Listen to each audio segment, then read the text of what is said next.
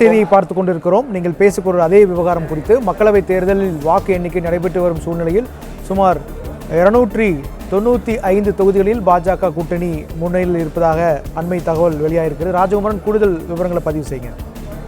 நாட்டில் ஆட்சி அமைக்க தேவையான அறுதி பெரும்பான்மை இடங்களான 272 என்பதையும் கடந்து பாஜக தொடர் முன்னிலையை பெற்று வருகின்றது.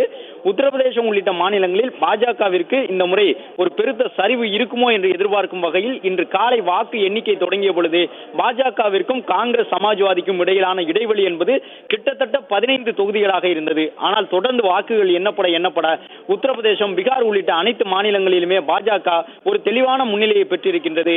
ஒரு சில இடங்களில் காங்கிரஸ் பாஜகவை காட்டிலும் கூடுதல் முன்னிலை பெற்றிருந்தால் கூட அந்த இடைவெளி ஒற்றை இலக்கத்திலேயே இருக்கின்றது, 4-5 தொகுதி என்ற அளவில்.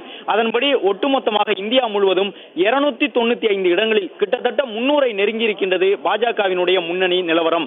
ஆனால் இந்தியா கூட்டணியை பொறுத்தவரை கிட்டத்தட்ட 230 தொகுதிகள் வரை இந்தியா கூட்டணி, காங்கிரஸ் அங்கம் வகிக்கக்கூடிய கூட்டணி தொடர்ந்து முன்னிலையை தக்க வைத்திருக்கின்றார்கள். அவர்கள் தென் மாநிலங்களில் கணிசமான இடங்களில் காங்கிரஸ் கூட்டணி முன்னிலையில் இருக்கின்றது. அதே போன்று மேற்குவங்கம் உள்ளிட்ட மாநிலங்களிலும் திரிணாமுல் காங்கிரஸ் உள்ளிட்ட கட்சியினர் வழக்கமான முன்னிலையை தக்க வைத்துக் கொண்டிருக்கின்றார்கள். ஆந்திர மாநிலத்தில் தெலுங்கு தேசம் கட்சியுடன் இணைந்து மக்களவைத் தேர்தலை சந்தித்திருக்கக்கூடிய பாரதிய ஜனதா கட்சி மிகப்பெரிய முன்னிலையை பெற்றிருக்கின்றது.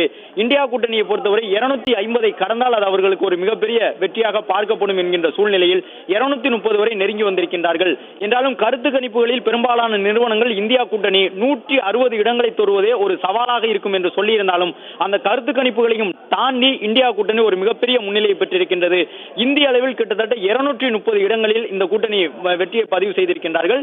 இந்த தேர்தல் யுக்தியாக காங்கிரஸ் கட்சி வழக்கமாக தாங்கள் போட்டியிடக்கூடிய தொகுதிகளை கூட கூட்டணி கட்சியினர்களுக்கு விட்டுக் கொடுத்திருந்தார்கள்.